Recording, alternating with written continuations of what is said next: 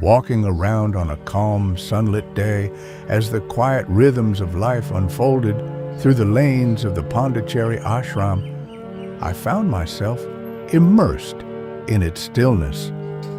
In that silence, I was reminded of the great experiment once attempted here, an experiment led by the Rishi Sri Aurobindo and his foremost collaborator, the mother Mirra Alfassa.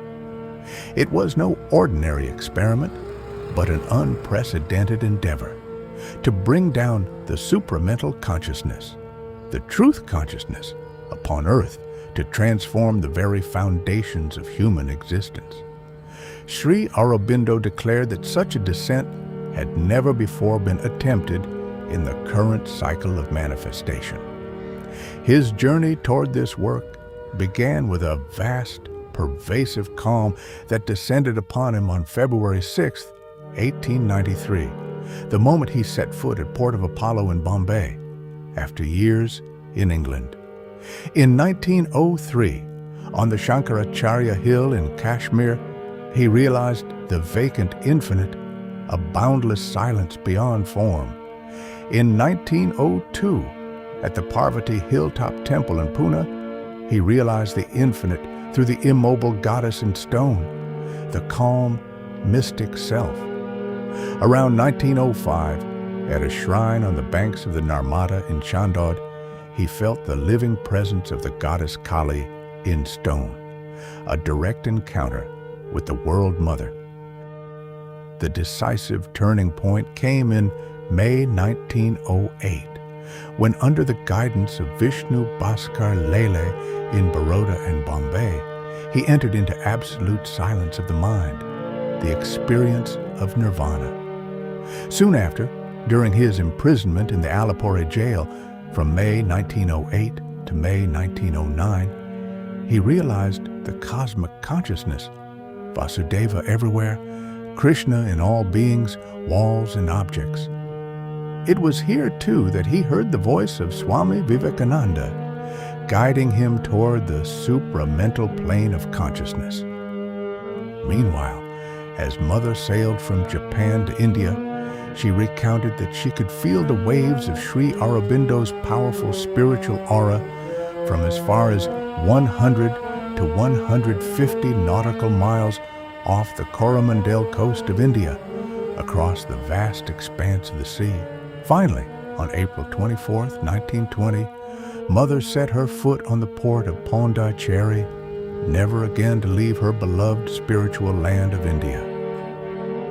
Years later, on November 24, 1926, Sri Aurobindo succeeded in bringing down an intermediary plane of divine force, the overmind, into the Earth atmosphere.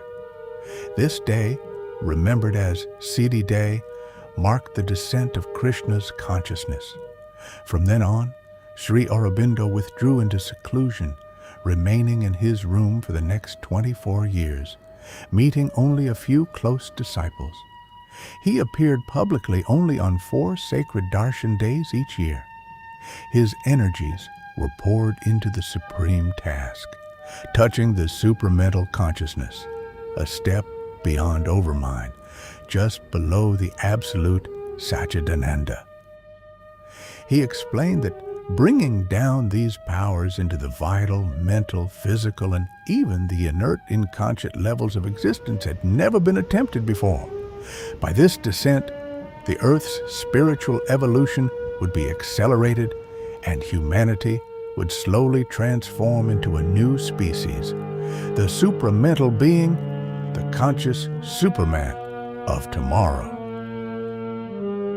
Finally, on 29th February 1956, the Mother announced that the supramental consciousness had descended upon Earth, the culmination of Sri Aurobindo's inner work.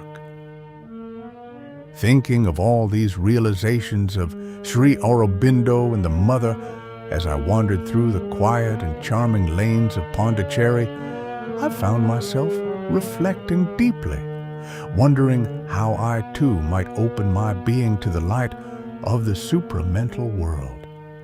In those moments, I also recalled a vision and message I had received from the Mother in a dream back in 2009, which has continued to resonate within me and shape my reflections.